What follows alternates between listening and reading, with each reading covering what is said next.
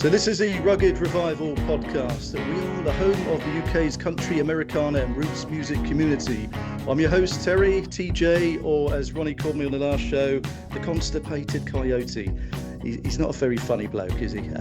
But Ronnie can't be with us this week, unfortunately, because he's undergoing breast reduction surgery. So please wish him a speedy recovery, like we will. But anyway, on to the show today. We've got Texas-based singer-songwriter Zach Welch. On previous shows and recent shows, we've described Addie Levy as the Queen of Appalachia and Jesse Williams as the Mountain Mama. So Zach, I feel like we need to have a name for you, dude. What could it be? Oh man, I don't know.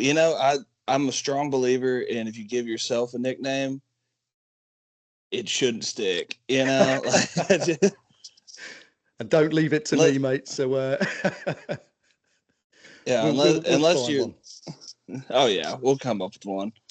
Defo, mate. So anyway, welcome into the show. I really appreciate you coming on. I've been looking forward to this one. So I think a good place to start is in a roundabout one sentence. Tell us who you are and how would you describe your music? I'm Zach Welch. I come from Forney, Texas. And I coined the phrase, or I stole the phrase "riot folk" from folk punk musicians such as Tom Frampton and Andrew Jackson Jihad. But man, I think I'm just a rock and roller who just kind of sounds the way I do, so it's country. Awesome, I like that term, man. So we'll use that, and we'll find a nickname for something that fits that as well, dude. So. I think a good place to start normally is just about your background. So you're from Forney, Texas. You know, what was it like growing up there? What sort of a kid were you? Man, I was a pretty decent kid. I wasn't all that good at the book learning, as they say, but I was a good kid. I played baseball, wasn't very good at that. I was kind of just floating through. Forney was cool. Forney was fine. It's gotten they've started doing a lot of cool stuff in Forney now that I'm gone, which kind of feels personal. But I get to be a part of a lot of that, like I played downtown Forney at least once a year in some capacity for one of the events they do out there. But really just pretty bored throughout the majority of the time, Old man worked construction. My mom, She went to nursing school when I was a teenager, and that's it. Just good old lower middle class family in a lower middle class suburb, hanging out. That sounds like my background too, mate. And we had a lot of time kind of left to our own devices, shall we say? And some of us stayed out of trouble, and some of us didn't, man. So it's good that you were pretty much on a straight and narrow. That's good to hear. Yeah, I avoided most of the trouble. I avoided all the big trouble. The little trouble, what are you gonna do about that, But yeah, no, I never got into anything too crazy as a kid. I waited till I was an adult to have my wild ass awakening, or at least a late teenager. But yeah, man, it's just hanging out. I didn't even start getting into music until I was 17, something like that. And I started hearing, I played poker a lot, still do. I love playing cards. And when I was 15, I met Ethan, who, 301 Productions, and his family played a lot of cards. And so I went over there, and that was when I really started listening to, like, not just whatever was on the radio. And because we'd go and play cards, and they would listen to, Vern Gosdin and George Jones and all that old country. And I was like, it's kind of sick. And then I started listening to Waylon Jennings a lot. And then I learned that Billy Joe Shaver wrote all those songs. And then I just became insufferable about who the real songwriters were in the world. Yeah, it's a shame Ronnie's not on this show. He's the world's biggest George Jones fan, so you could have kind of geeked out together on that particular subject, man. So you were listening to a lot of the older stuff back then, and is that kind of what got you into wanting to write your own stuff? Yeah, I really once I figured out that Billy Joe Shaver wrote all of my favorite Waylon Jennings songs, I started looking into songwriters, and I found Chris Christopherson and Jerry Jeff Walker and Townes Van Zandt and all these guys, and I was like, that's cool. Like the Waylons of the world, they're cool. They're wearing the leather vest and all that stuff, and all the girls love them, and they're playing sold out shows. But these other guys are just hanging out with their homies. They all look homeless. They're out. They're just doing whatever, having a good time, doing whatever the hell they want. And I was like, that's sick. And I still had, I listened to that old country stuff, but then I also had started getting into like punk rock music. And so like the Dead Kennedys or the Dead Milkmen or all the Dead bands, and so I got into that, and I was like, well, I don't have the voice to be George Jones, hence Can't Sing Like George Jones sparked a whole song. And but I was like, some of these songwriter guys and these punk rock guys don't have a necessarily beautiful singing voice, and so it's like I could get into that. Yeah, definitely, mate. And I've noticed when I've spoke to quite a few Texas-based artists that they're into the old punk scene as well. So is that quite prevalent from the scene that you're in, where people are coming from that? Well, like we were talking about our upbringings, I think just the being kind of bored, just being in the day to day, it's mundane, if you will. And so whenever you're a kid and you start hearing these people like these punk rock bands, like the Dead Milkmen have a song called VFW, and it's a Veterans of a Fucked Up World. And it's just 2.5 minutes of this dude bitching about being bored. It's like, I'm not very good at school and I am pissed off. And I think that a bunch of us found that kind of music, in our little deals when we were all realizing that we weren't going to go to college to play sports, or we weren't going to, do whatever. It's like, well, shit, what am I going to do to get out of this town, And a bunch of us became musicians. And so we've had the old records that our grandparents listened to and all that stuff. And then we had, the punk rock that our older cousins listened to, or we had, Blink 182 and Sum 41 and all that stuff that was around when we were kids. And it just kind of merged into this deal. And, being in Texas, the whole red dirt scene, you had Cross Canadian Ragweed when I was a little kid.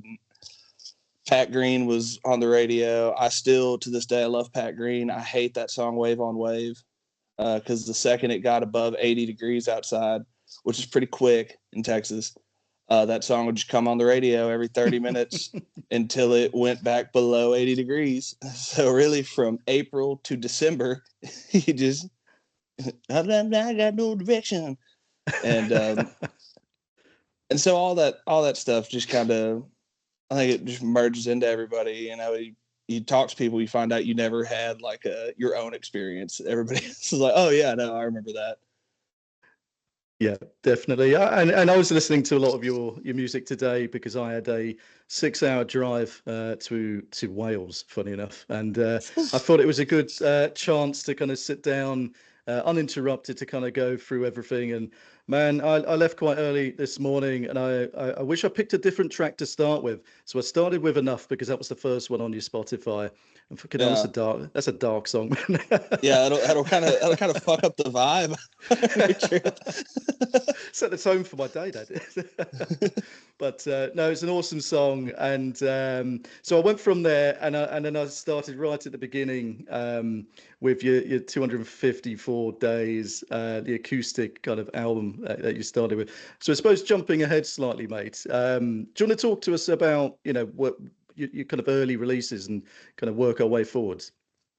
Yeah, 254 days started 2017 or something like that.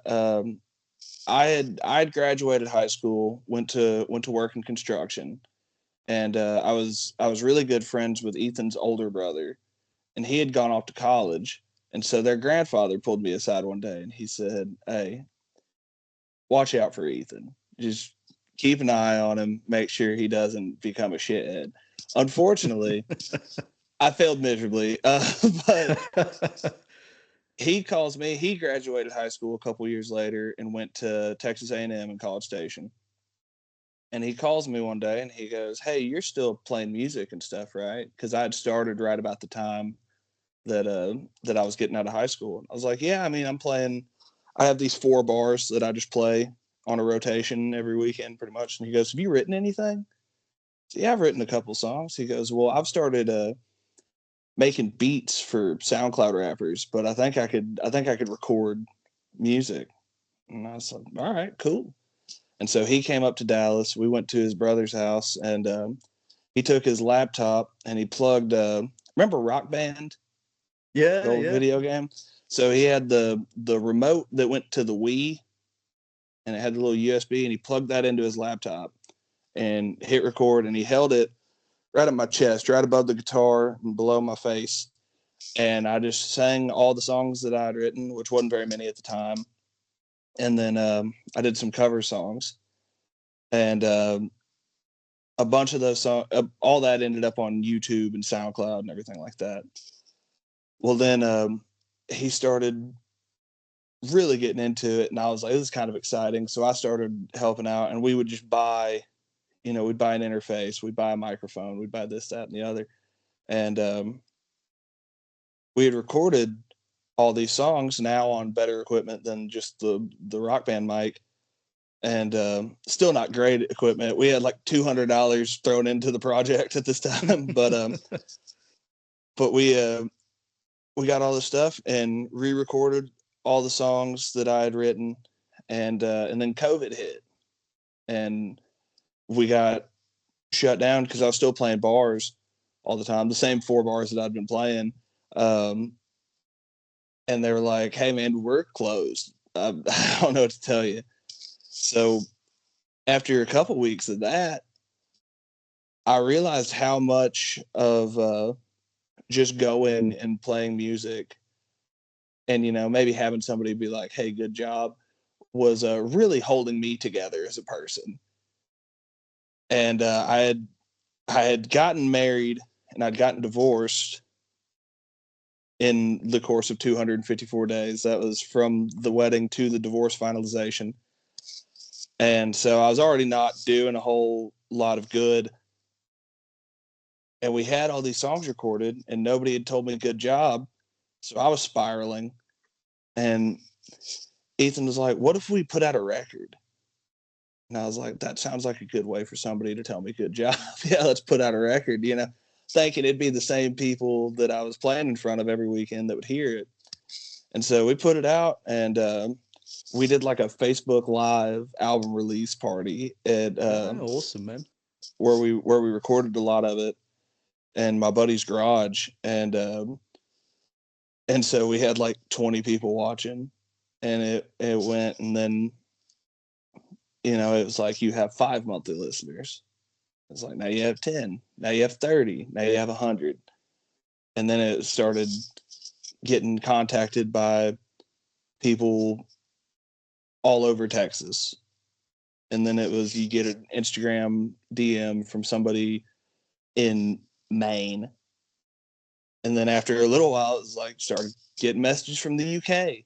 And you're like, cool, this is sick. So then it was like, all right, we gotta start recording more stuff and do all that. And the bars opened back up and we were going, and then I started playing in College Station a lot and hanging out there. So Yeah, I think, like you say, COVID kind of hit a lot of people in different ways, and it completely kind of fucked a lot of things up for many. But like you say, for yourself, there's kind of good news stories, and it kind of forces you into other kind of perspectives or areas that perhaps you would have put on the back foot. You might eventually have done it anyway.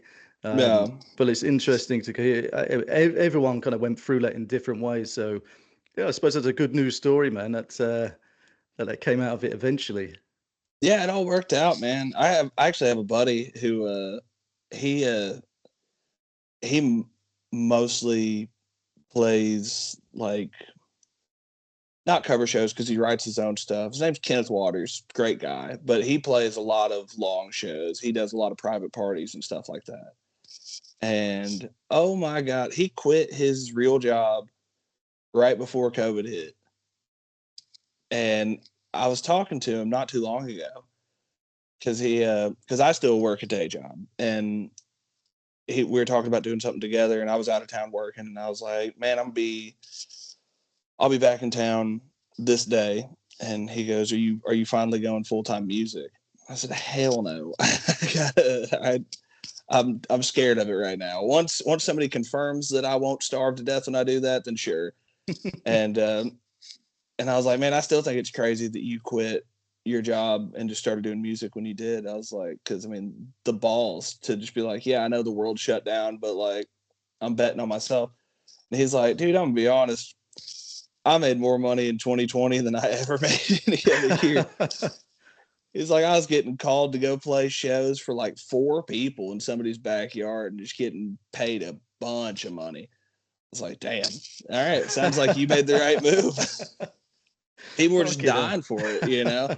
People just, they needed to pretend they were at a bar. They needed to be at a show, even if it was like, yeah, no, we can only have 5 people here and one guy standing in the corner of the backyard with an acoustic guitar. Like, we'll give you $600 to sit there and play Hank Williams Jr. songs for an hour. Yeah. Yeah, if it was, I don't know if well, it was like over in the US, but when COVID hit here, we had these weird trends, people going online, like your family, going on Teams and Zoom and whatever bloody thing that we discovered, back then that we're now using every day. And we were doing shitty quiz nights and stuff like that. So we definitely missed going out, watching live music and just getting out of the friggin' house and not, I cannot bear doing any more fucking quiz nights with people, man. No doubt. Yeah. That was horrendous. But no, that's interesting. Like you say, he's got some balls, man, to kind of give things up right at that moment and to make a success of it. So good on him, man. That's awesome. So yeah, it's a not so funny name in terms of the kind of album name at that time. And then I was listening to kind of some more kind of recent stuff that you've done. So Punchy Shirts and Broken Hearts. So talk us through that one, man. Punchy Shirts, Broken Hearts. That I'd started writing those songs when I was getting divorced, when I was having to move back home and do all that stuff. So like Enough, that's where that came from. And then I'd just been trying to write, trying to write as much as I could. And I'd met Parker Ryan, who's an absolute sweetheart and a killer musician, but I met him in College Station with Ethan and then my buddy Travis, who's now Parker's tour manager. We met him at this bar that's not even there anymore. I can't remember the name of it, but he was super cool, super nice. We were all super drunk, and I had these songs written. Well, he had started recording stuff with Ethan and put out a couple EPs. And I'm not very good at guitar, still not to this day. So I had asked him if he wanted to play guitar on some of my stuff. He's like, sure. So he basically played guitar on that whole record. And I just sang and he did some harmonies and stuff like that. But that one was the Punchy Shirts and Broken Hearts doesn't have any real meaning to it. I had never heard the term punchy before in reference to shirts. That's like cowboy shit, and I'm not a cowboy at all. I never have been. I like the hats. I like the shoes, but I've never roped a thing in my life. But I worked with this really cowboy ass kid, and he bought a welding shirt that was too big for him. And he was like, man, you want this shirt? I was like, I mean, no. He's like, dude, I know it's a welding shirt, but it's punchy as fuck. And I was like, that's a cool word. I'm going to use that. So whenever we were coming up with a record name, I was like, Punchy Shirts and Broken Hearts. Oh, I love it, And man. and the picture we used for the record, the cover art wasn't even that punchy of a shirt. It was just a fucking flannel that I had on that day. I was really disappointed in that. Oh man, yeah, you should have picked a different shirt maybe. But and then you've got Redux, which I love the intro and the outro to that as well. And that's a how would we describe that? So that's kind of a redo of 254 days, but with a full band, isn't it? Yeah, that was basically the idea, because there was a lot of those songs I had written with a band in mind. That's why in like 254 days, some of the instrumental breaks when I'm just playing acoustic guitar are long as shit, because they were just going to be demos and I wanted guitar solos and everything on there. And but I'd never played with a band. I was terrified of playing with a band. And also musicians need to get paid, and I don't have that much money. And so I was like, one of these days we'll pay some musicians. So we put out that one. Well, then we put a band together and we were playing, just little spots around Texas. We played Cheatham Street Warehouse and Cook's Garage and Lubbock and Golden Light and Amarillo. We were playing shows, and I'd saved up some money and it was time to put out a record. And I said, well, I don't really have enough new songs for a record, but we could re-record all these songs that we did that we're playing now live, and put out a record that is cool and is rock and roll and is kind of what we are on stage. And so I named it Redux because on Netflix they had Apocalypse Now, but then they had Apocalypse Now Redux, Redo, whatever, however you're supposed to say it. But it was funnier. It was funnier to me to say Redux, so we called it Redux. I had to Google it, to be fair. I was like, what the fuck does that mean? But now Yeah. I understand. But I think it takes it to a whole new level, and you can obviously hear, what you're intended to put across in 254 days, and then with Redux, man, it's you've got the full blown band pumping, you've got the face melting, lead guitars going. Who's playing Yeah. the leads in those songs, man? On those, that was Colton Mathis. I was the setup on that. I was singing, playing acoustic guitar. Colton Mathis was playing lead guitar and piano, and then Lawrence Sumler was on bass, and Ethan Whitaker was on drums. Yeah. And then it was at a Crystal Clear Sound in Dallas. Awesome, Cool man. spot. It's because it's quite funny when you listen to both alongside each other, like I did in the car today. And 254 days, it's quite self-depreciating. Some of it's quite sad songs, you can call it, can't it? And then it just takes it to a whole new kind of spin with the full band and the lead guitars, and yeah, it's just like a completely different album for me. That's what it sounded like. There's one particular song I loved, and it was Family Tree, which made me laugh my fucking head off in the car, because there's one lyric that you probably know is coming up, and one of it was, I guess your family trees are cactus because they all seem like a bunch of pricks to me. And I love Yeah. that, man. That one, I had a buddy who was he brought a book of shitty jokes to work, and that was one of the shitty jokes in the book of shitty jokes, and I wrote that song right there at in the break room. Just, I was like, that's fucking genius. And everybody there, when I wrote that song, I told them, I was like, this one's gonna be, people are gonna talk about this every time they see me forever. I was like, because this is so fucking funny. And they were like, that's the dumbest thing. I just weren't expecting it. I was like, man, that is genius. Like you say, it was so funny when that came up. But a lot of the lyrics I was listening to today made me laugh, and they're just very interesting. I think Ada was one of them as well that I enjoyed. Yeah. So who typically does the songwriting? Is it all yourself, or is a lot of it co-written? I write most everything by myself. I think I have 3 co-writes.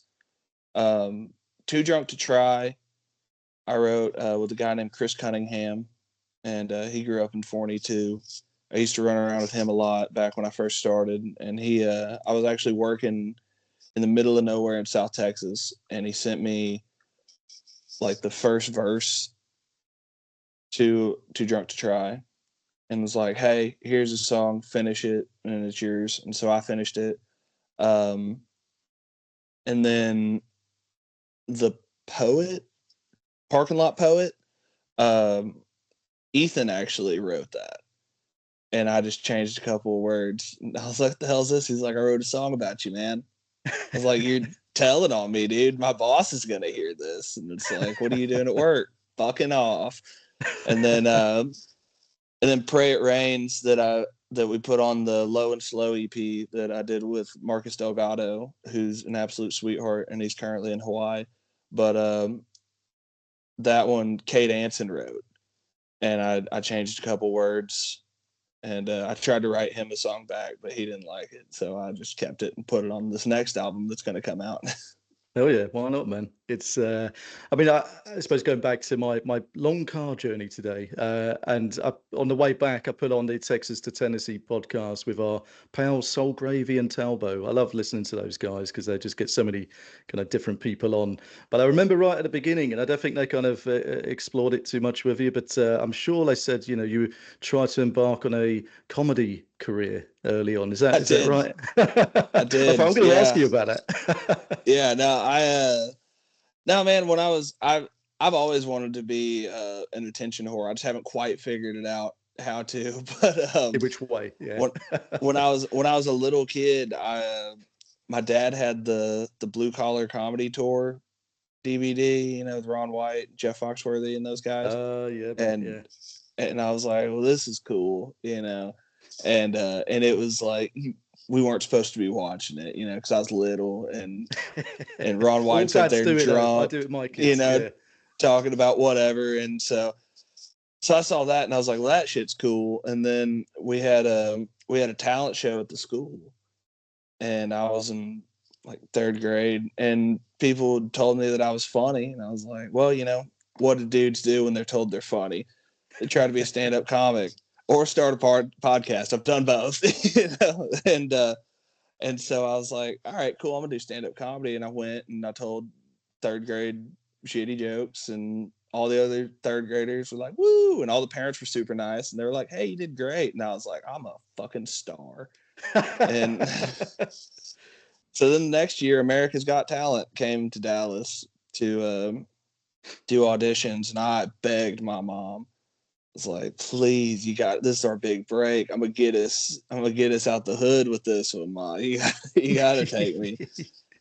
And she was like, well, no, blah, blah, blah. And my granddad, who's very supportive and not all that smart about it, was like, why won't you take him to the deal? He could be a star. I was like, thank you, Pawpaw. That's about damn time I get the respect I deserve around here. So then my mom and my Pawpaw took me to the convention center in Dallas to go audition for America's Got Talent. And I walked in and they had all the bright TV lights and everything shining on me. And I told a couple jokes and nobody even cracked a smile. And they said, yeah, we'll call you if you make the show. Have a good one. And I was like, I didn't make the show, did I, Mom? She's like, no, you did not make the show. I'm sorry to say. And yeah, I kept trying. I did one more talent show, I think, before I hung it up. Didn't have the same pizzazz. There's a darkness to it. I don't know if I dare ask, but what is the kind of what's your favorite joke, or what was the rudest one? I suppose you couldn't tell many rude jokes on America's Got Talent, could you? You got to keep it clean. I really don't remember most of the jokes. I don't really remember any of the punchlines, but there was a story, and this is a true story. When I was a little kid, I was obsessed with wrestling. And my dad was in the Marines. He was stationed in California, and I was one of very few kids in his friend group. So they would have two TVs in the living room, and they'd have WWE Monday Night Raw and then WCW Nitro on the two TVs in the living room on Mondays when I was 2. And so I was obsessed with it. Well, then they did the Marine Corps Ball in Vegas, And I think my dad was 23. My mom was probably 21 at this point, and I was 3 or so. So my grandparents flew out to Vegas because they were gonna, watch the grandbaby and take turns and go gamble and everything. Because all my grandparents love Vegas too. And we're in the elevator, and this older lady walks in the elevator, and she sees me, and I'm a little kid. And at this point, Vegas wasn't quite Disneyland yet, so I was one of like 4 kids in the entire state of Nevada. And she asked me what my name is, and I told her, and then I asked her what her name was, and she started to tell me, and I said, "It doesn't matter what your name is." And my grandparents still laugh about it to this day. So I told that story on the America's Got Talent tryout. They didn't think it was funny. Apparently, they didn't know who The Rock was. Yeah, it's lost if you don't know the context to that one. My kids would have laughed at that, to be fair. But yeah, it explains, because when I put out the promo for you, and we got a few followers off it, and one of them was a comedian friend of yours, and then I clicked on his profile, and I think he did some things with Kill Tony, and they're some of my favorite comedians. So yeah, who's your favorite comics then? Like you talked about the older guys. Is there anyone kind of from the new scene? I'm a big fan of Chris Porter. He's from Kansas. He's got some really good specials. I like Bill Burr, Nate Bargatze is hilarious. Dusty Slay's real good. But my favorite comedian ever is Mitch Hedberg. Yeah. That dude kills me. And my favorite joke of all time, still to this day, is I went to the store to get a candle holder, but they were out, so I bought a cake. Like, what the hell is this guy talking about? It's his delivery, isn't it? There's nobody like Mitch Hedberg in the way he delivered those jokes. It's so good. And I'll see people on like TikTok really trying for it.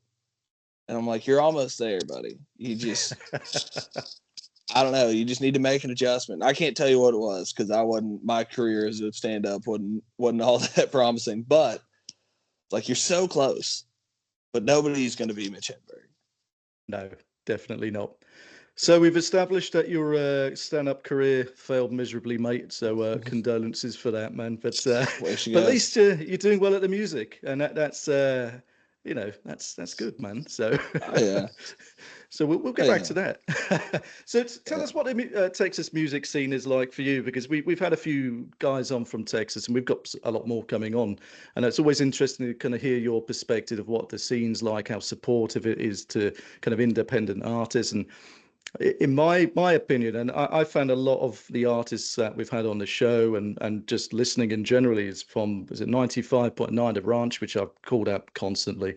They've got some great artists on there, some from like smaller kind of listening backgrounds, and it just seems like you've got a massive kind of scene there. So many cool places, like Billy Bob's, that is on my bucket list to visit when I come to the States. So what's your kind of view on Texas like, man? Man, I love Texas. I'll probably never live anywhere but Texas. It's a good scene to be in. It's a tough scene to be in, because there's so many artists, and more of them are coming every day from all over the place. It's almost like Nashville. Back in the day, you couldn't get big in Nashville. You had to get big somewhere else and then get invited to Nashville.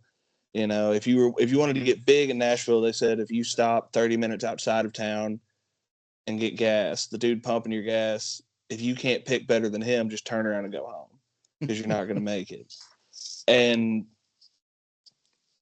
Nashville's kind of become like synonymous with not good, which isn't fair, because there are great artists in Nashville. I mean, some of the best musicians in the world are there. They're just making pop music.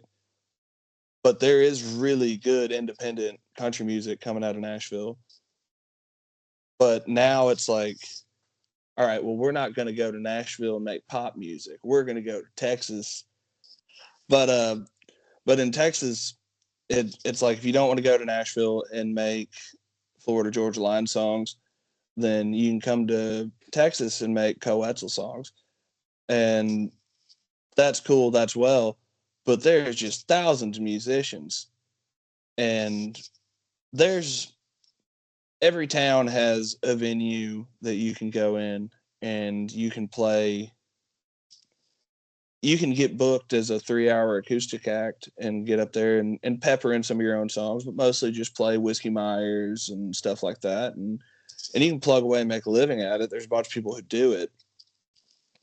But as far as making it, it's tough because there's so much competition. Yeah.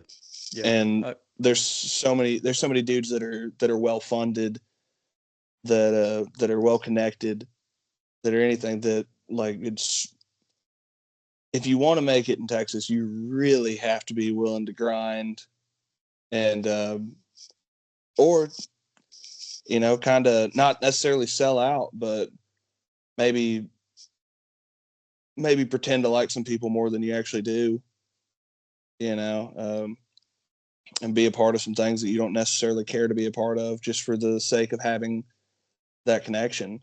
And and I don't fault anybody at all for doing that, because I work a day job. I've worked a day job my entire adult life, and it sucks.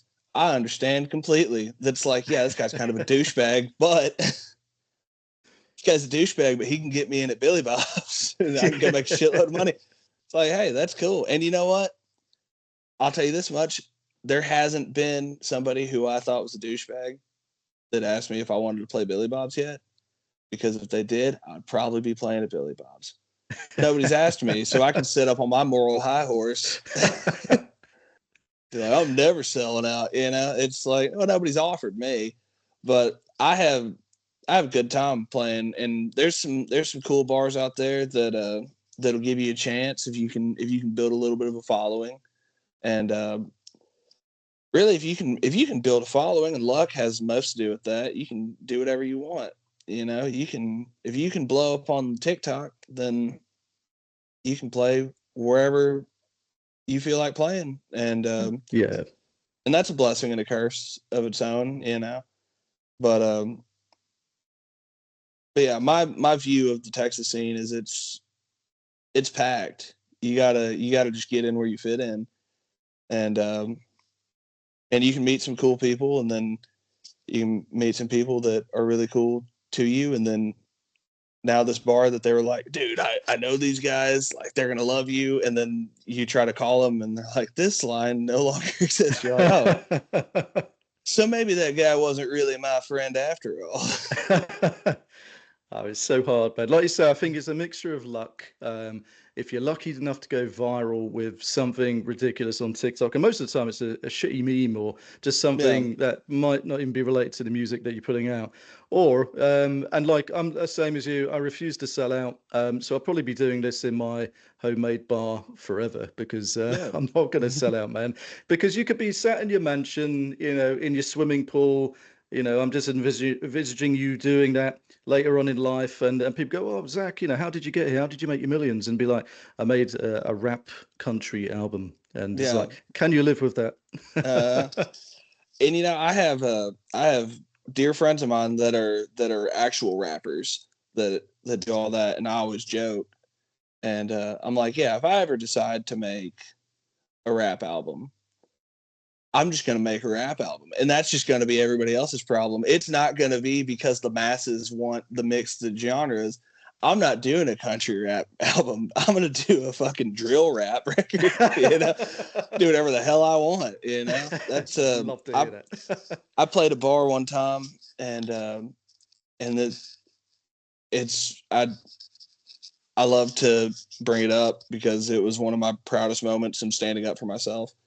But I played a bar, and this lady asked me if I knew any Parker McCollum songs. And I didn't. I don't dislike Parker McCollum. That first album, his is great. She said, well, do you know any Co-Wetzel songs? And I didn't. And again, no problem, Co-Wetzel. Got some really good songs. And she goes, well, what kind of Texas Red Dirt singer are you? And I said, well, I'm not a Texas Red Dirt singer. I'm a sing whatever the fuck I want singer. And I stand by that to this day. And I always will be a sing whatever the fuck I want singer. That should be in your bio. Put that. Yeah. No, I'm with you completely, man. It's you know, like I say, you know, sometimes you have an opinion, and my opinion's changed on Nashville because I just thought it was all pop country stuff, and I probably talked a lot of shit about it at the beginning. But when the more people I'm talking to, and like I said, there's some fantastic writers, singers, songwriters over that way. Pop country is not my thing, never will be. But No. you know, the production over there is second to none. There's a reason why Nashville is Nashville. So Right. I'm opening my horizons, man, to to learning more about it. I think I should, to be fair. So Well, like pop country gets thrown around as the devil, and like, you know, there's 95.9 The Ranch, right? Great radio station. I believe they're out of Fort Worth. I know that I live way east of them, so I can only get them every once in a while when I'm in town somewhere. But then you have like 99.5 The Wolf, and that's the big radio station in Dallas. And the vast majority of the stuff that comes on there isn't my cup of tea because it's the pop country of today. So it's like I'm not a fan of today's pop country, but I do get a kick out of people that are like, pop country is terrible. Listen to real country music like George Strait or Brooks and Dunn or Dwight Yoakam or George Jones. And I'm like, these are the popular guys from from their time. You know, your grandkids are going to be a dick about whatever, talking about y'all don't know real shit like Luke Bryan. You know, it's just and I'm with it, but I'm like, man, pop country isn't dog shit. That's dog shit. Nashville doesn't suck. Right now we suck because they're targeting us with this. yes, You yeah. know? Yeah, absolutely, man. I mean, the reason I started all this in the beginning, way back, well, say way back last year, was because in the UK, you know, we don't have a massive country scene or Americana or Mm-hmm. roots like I kind of explained at the beginning.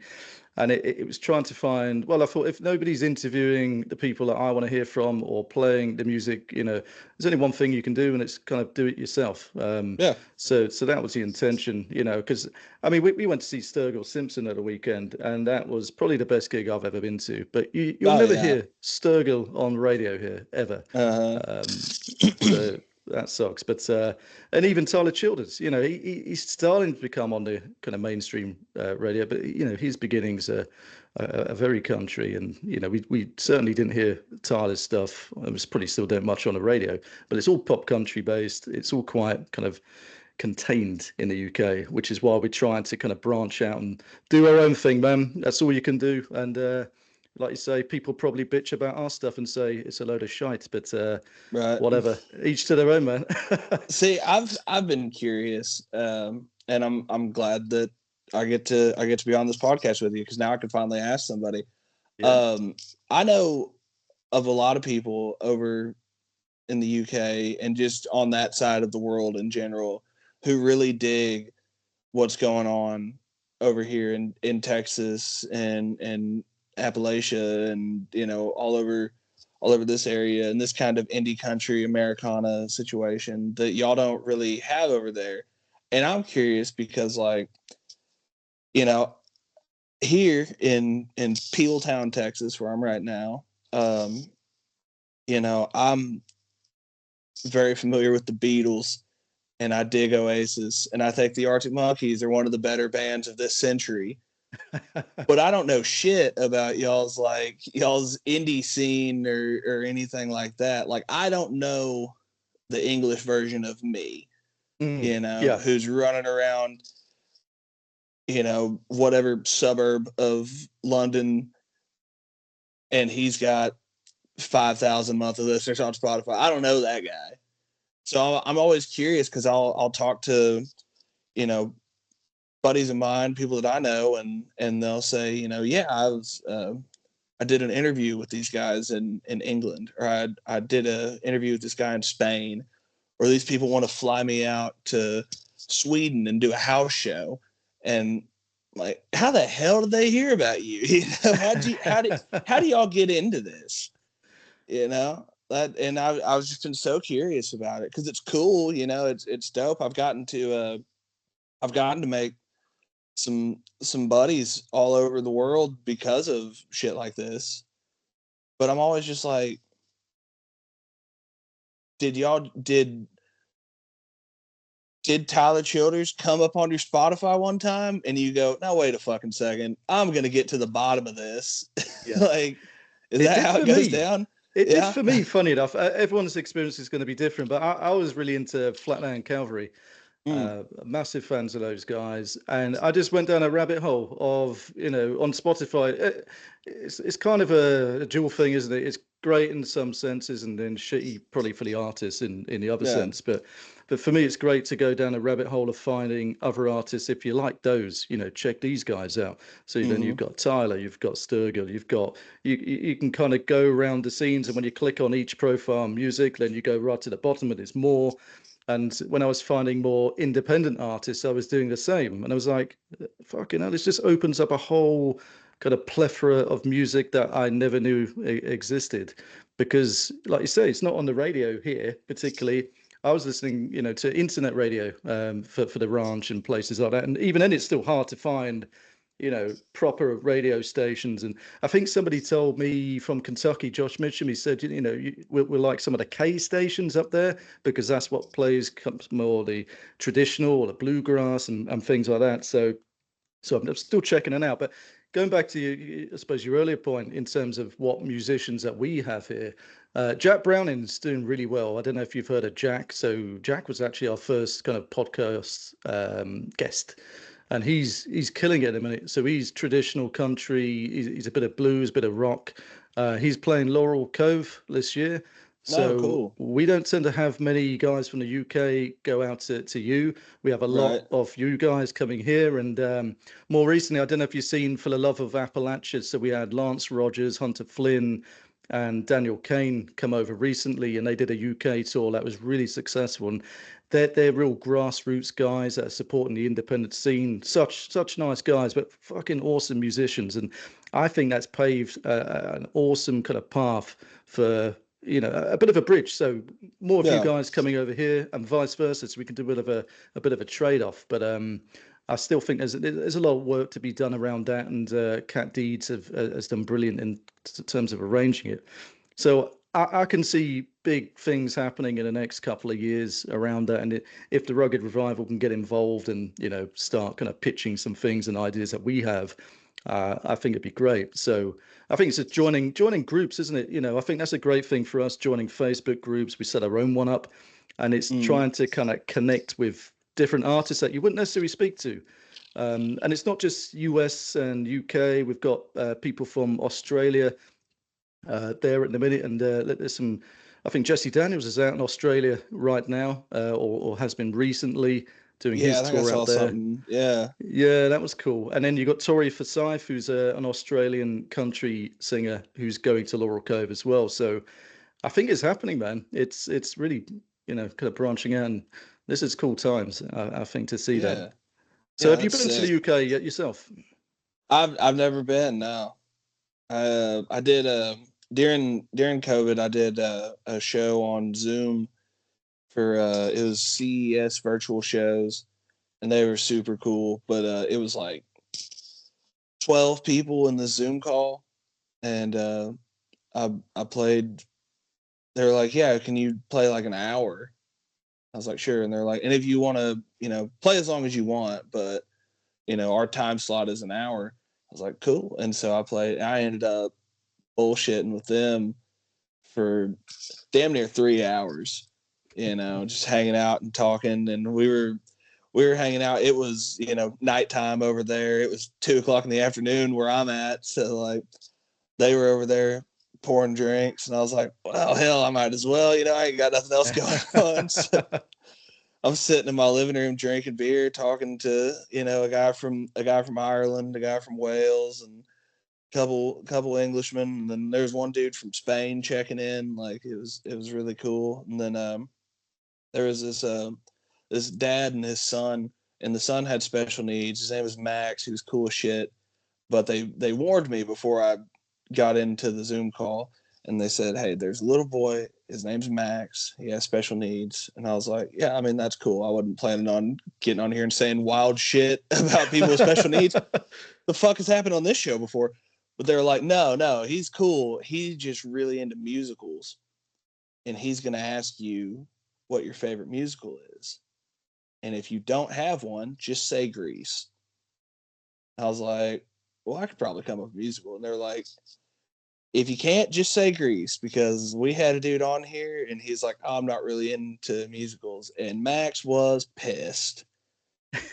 And so I get about 45 minutes into playing, and I'm talking, and we're having a big time, and the people who are hosting it were like, Zach, do you mind taking some questions? And I was like, as long as I can ask some back, you know. And so Max jumps up to the screen and he goes, yeah, I've got a question. And I was like, what's up, man? He goes, what's your favorite musical? And was looking serious as hell into that camera. And I said, probably Memphis. And he looked at his dad, he looked back at the camera, and he looked at his dad again. He goes, he loves Memphis. And me and him just talked about Memphis for like 20 minutes, and everybody else just in the Zoom call, just watching me and this kid, just like, yeah, no shit. Everybody wants to be like on Saturday night. Like, we were boogieing, dude. It was a good time. So like, it's exciting to me to hear about these cats from over there finally coming over here, and vice versa. You know, I'd love to get over there and just do some shows and just see some shit, you know? Like, We're I'm trying to do sure. it in a way. Well, I say me. It's the people that have been doing it in a way that's kind of affordable, because it's frigging expensive to, not just fly yourself out here, but accommodation. And I know they've done a great job in kind of mitigating a lot of the costs, so you can come Mhm. over, experience it, enjoy it, build up a fan base. So yeah, definitely check out what those guys are doing, because it's I think it's really unique and amazing, and we'd love to kind of get involved in some way, just to kind of help out. And you might see our interview with the guys that we met up at the Stafford gig, and that was a lot of fun. We had a few beers by that point, so the interview was a bit, meh. Happens. Yeah. Yeah, I wasn't on top form, but they were. To be fair, it was just me, so Yeah. it's one of them, isn't it? So yeah. But anyway, yeah, we'll catch up after the show on that. I think it'll be good to kind of bring you in on a few groups and yeah, get you involved in that, dude. We'd love to have you over this way. Um, so moving on slightly, dude. We've started a new playlist that's dedicated and exclusive for kind of podcast guests and people that we meet up with in live meets and stuff like that. And so far, I've kind of added 2 tracks for everybody. But you'll be the first person I actually asked to say, well, what 2 songs should we add for you that you think, if people jump on it, it kind of reflects who you are? And I'll get that added. I would say that my two would probably be, I'd say Drunken Ramblings of a Hopeless Romantic, and then let's see, maybe Estranged, I like off that the one. Low and Slow. That's probably my 2 sides of the coin, you know. No, Because that's it's good. like, because Drunken Ramblings is loud and it's fast, and it's a bit, and it's the closest thing to a love song I've ever written. I wrote it for my fiance when we first started dating. During, y'all weren't in Texas, but in February of 2021, Texas froze over for a week, and so we had started dating in November. Like Halloween is our anniversary. So we went to go hang out with my parents, and then it just froze. So we were stuck at my parents' house. And I was sitting there, we were hanging out, and we were pulling like a trash can lid as a sled down the road and having a big time, being irresponsible. And she, night came, we had a fire going, and she kind of dozed off, and I was like, this is fucking sick. This is a good time. This has been a good couple of days. Why isn't every day like this? And I just had that song kind of popped up in my mind, and it made me giggle, and so I started writing it. And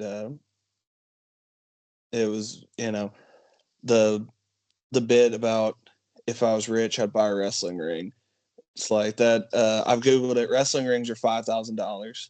You can get one in your backyard for 5,000 USD. That's quite reasonable. That's kind of what I was thinking. I was like, hell, imagine how much fun we would have with a wrestling ring in the backyard. I've been vetoed on it multiple times, but I'm still kicking, about every Christmas. I'm like, what if instead of everybody buying presents, we all just pulled in? But the kind of gist of like, I'm doing dumb shit and you're still hanging out, you're still with me. You don't think any less of me because I have these goofy ideas, these childish or irresponsible ideas that, it's like, what are you doing? You're telling me like, hey, calm down, but you're also not like, I'm not an idiot. You just know that I'm idiotic sometimes. And it's like, and I appreciate that, because if left to my own devices, I would have a wrestling ring in my backyard, and me and my friends would be jumping off of ladders and fucking each other up. But I have, I have my sweet little bride, the fun police, to be like, no, we're not getting a fucking wrestling ring in the backyard. And no, you don't get to try heroin on your 80th birthday. I know you're old, but you're just not allowed to. And I'm like, well, so we'll see how it goes. Like, I made, man. Yeah, but it's good because it keeps me alive. And so it's like, I've made a lot of bad decisions in my life, and I made one good one, and she just hangs out and keeps me from getting into too much trouble. And then so like that was it. That was the one of the happier days that I'd lived. That week of early February 2021 was best time I'd had in a long time. And then Estranged is the other side of that coin. That was written about the worst time I'd had in a long time. And that was really the start of COVID. Around that time is when all of that was coming to be. But so those would be my two, both sides of the story. No, that's great. It's I want to start asking people more rather than me just picking my favorites. It's like what do you think reflects kind of you as a musician? So that's awesome. That'll be the first time we've done that, mate. I'll get that added. And then going forward slightly. So people normally ask, what's your favorite ever album, blah blah blah, and that kind of stuff. I like to ask, what's the best album, or maybe even just a single in the last 10 years for you, and why? Oh man. Let's see.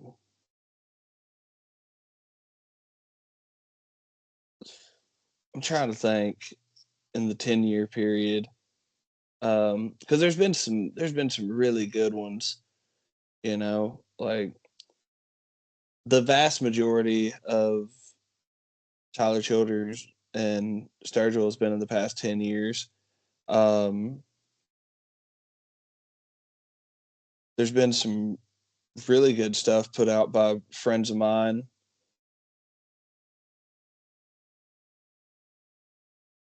It's a tricky one. It is a tricky one because like my first instinct was Swoony Tunes by Peyton Matus. Is a good buddy of mine, and I actually got to sing on one of the songs that we released as a single. And I love that record.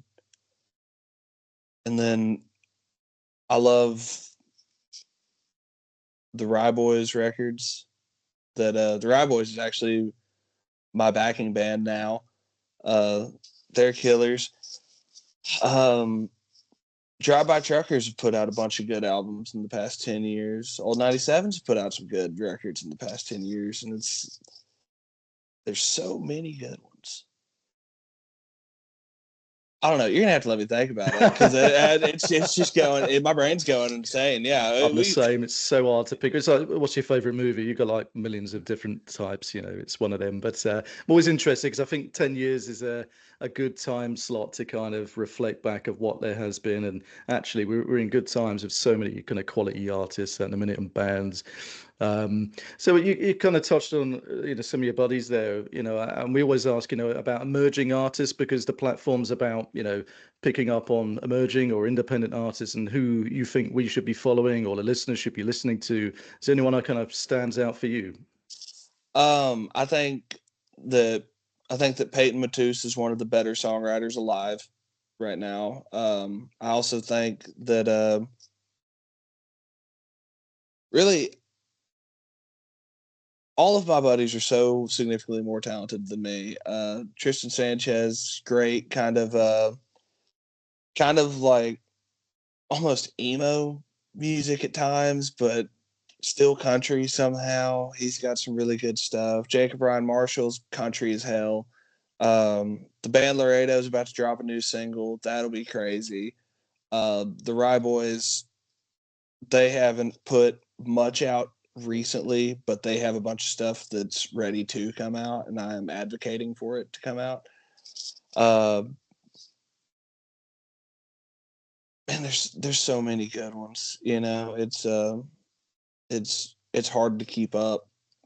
You really can't go wrong if you do what you did and go to the also like, and you can just go down that rabbit hole forever, and good luck finding somebody who sucks. Like there's so many.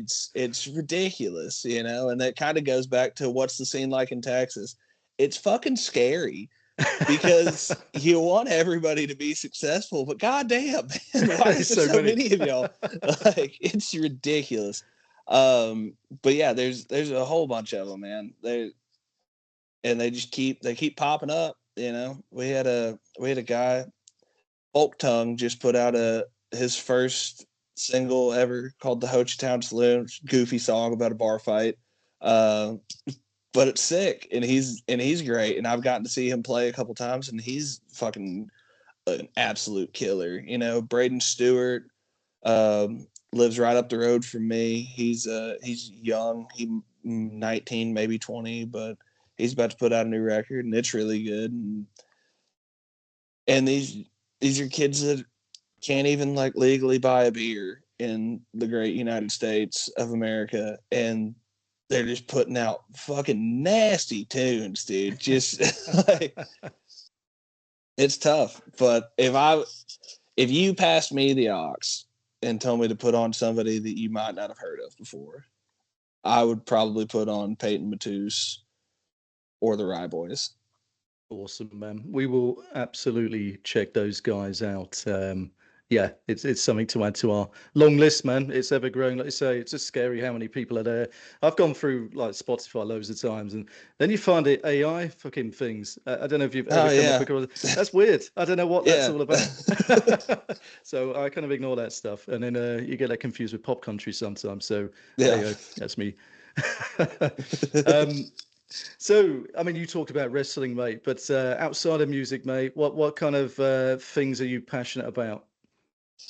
I've gotten into reading recently. I've been trying to do that. I actually have my phone leaned up on a stack of books right now.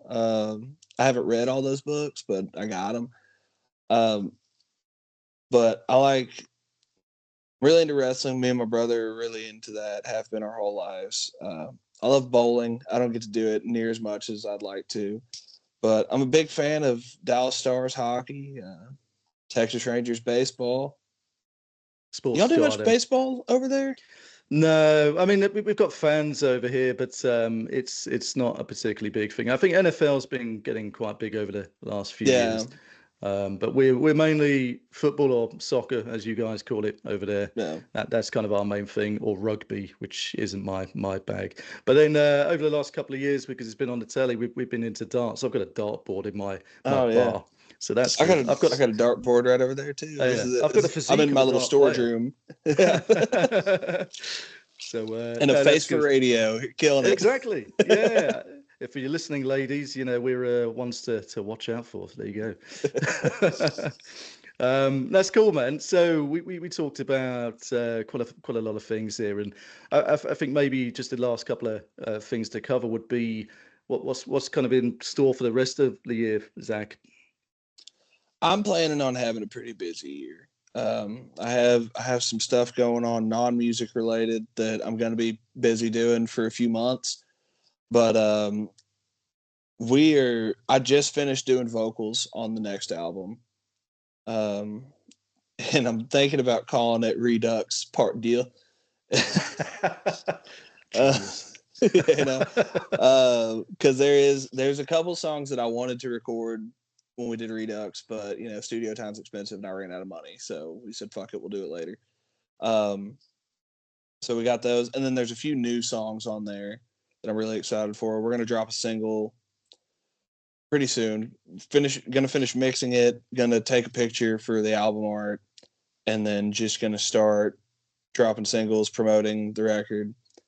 And so that's gonna be late spring, early summer.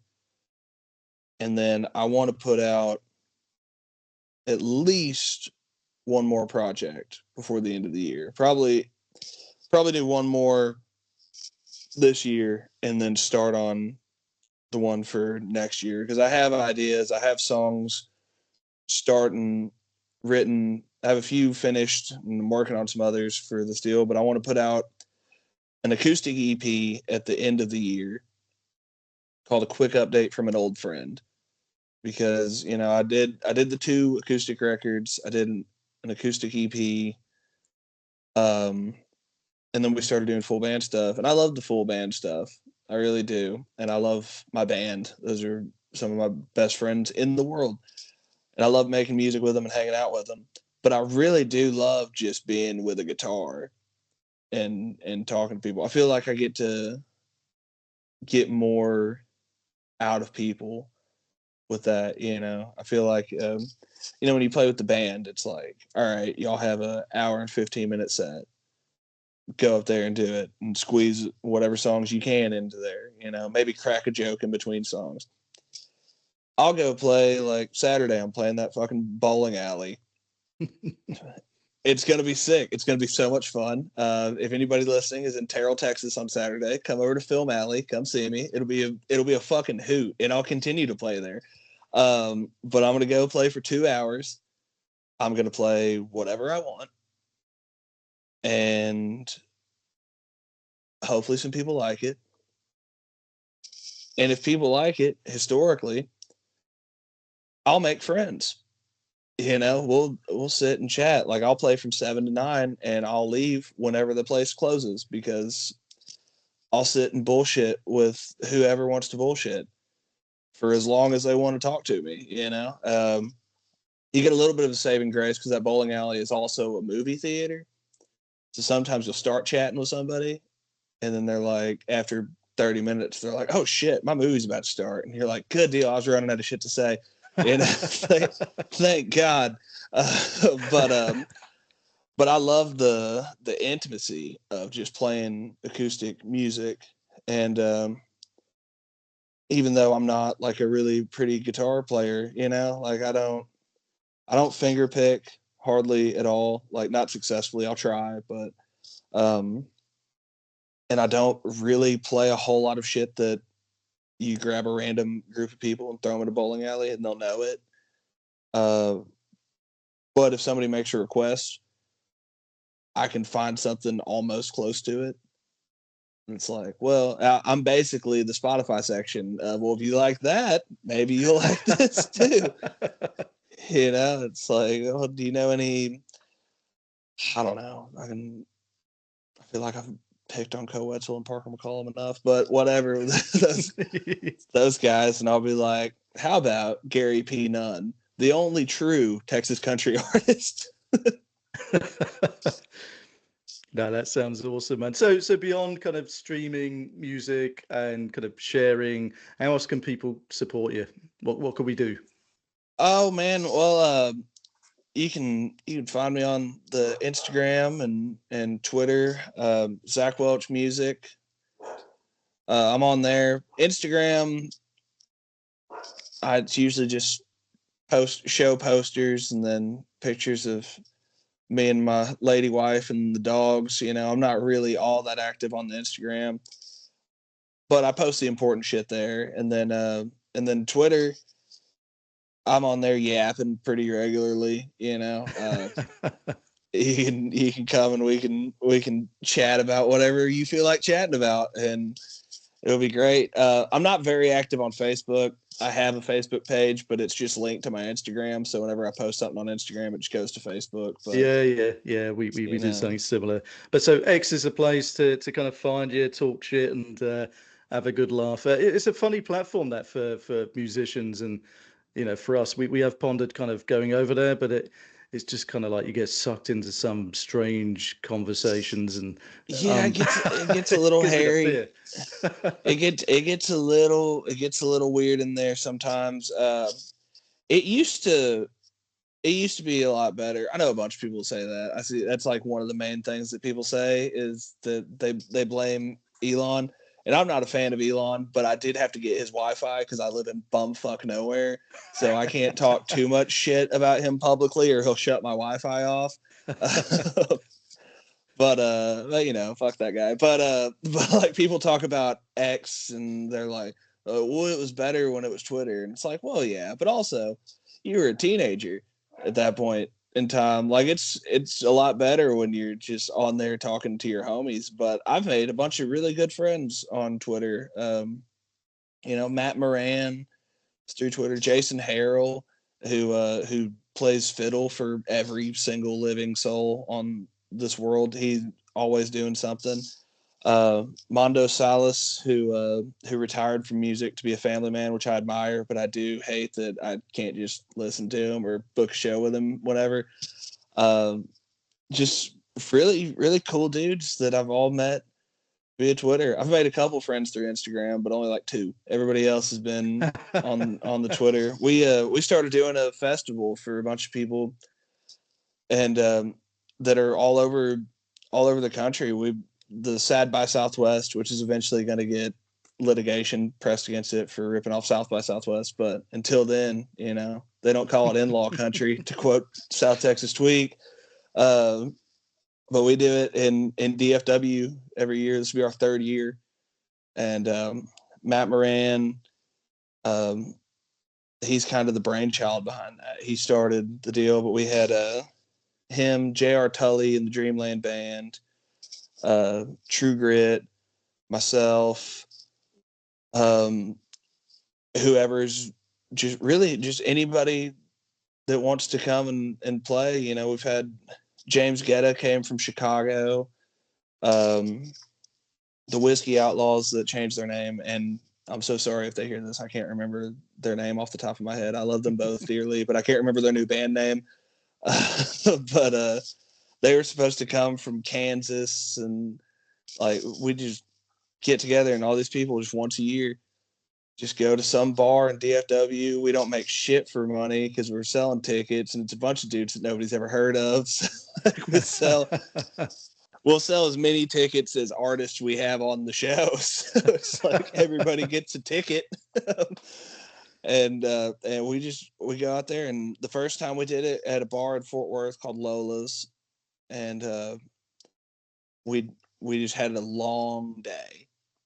And then the second time we did it over 2 days at a bar in Deep Ellum, Dallas, called the Wounded Ostrich. And man, we just had a fucking hoot, and everybody had the same reaction when we tallied up all the tickets, and we'll make T-shirts and shit, and we tallied up the tickets and the merch, and we're like, all right, everybody gets $25. And if you had to fly in or you had to drive for a day, then we'll give you some gas money too. We'll divide it up like that. But if you're sleeping in your bed tonight, you only get $25. And everybody said the same thing. Cool. It was a fucking hoot. You know, it was a good time. Bar usually discounts some drinks. If not, just give them to us. And so, you know, you just get to hang out with 20 of your closest friends that you only get to see once a year and listen to everybody's new shit. And, you know, you laugh, you cry, because it's Sad by Southwest. You're pretty much obligated to go up there and play the saddest song you've ever written. And you got a few, man. Oh, yeah, I got a few. Last year we had Clayton Smith, guitar player for me and the Rye Boys and the band Laredo.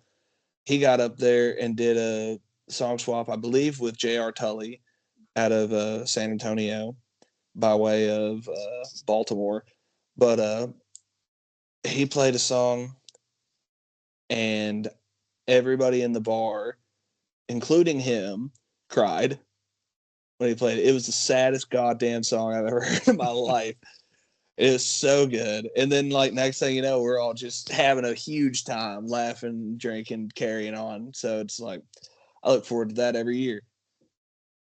That's awesome. These are the times, man. It's and long may it continue. I've enjoyed shooting the shit with you, Zach. Appreciate you coming on, and it's been great to get to know you. And I think everyone should head over to your socials, give you a follow, give you a like, and go watch your videos as well, because you've got stuff on YouTube to have a look at. And yeah, thanks so much for coming on, man. I hope you've enjoyed it. And I need a bit of a awesome, man. I need a bit of help now. Normally, you know, I have a beer with me. Me and Ronnie would kind of toast the end of the show, but for some reason, I don't know why, I'm doing dry March. So I've got a non-alcoholic beverage. I know, that's sad, isn't it? I'm getting old, and my body doesn't like alcohol much more. But yeah, if you've got something to lift, mate, come and join me in raising a toast to the grit, the grind, and the revival. Thanks everyone for listening. Cheers. Salute.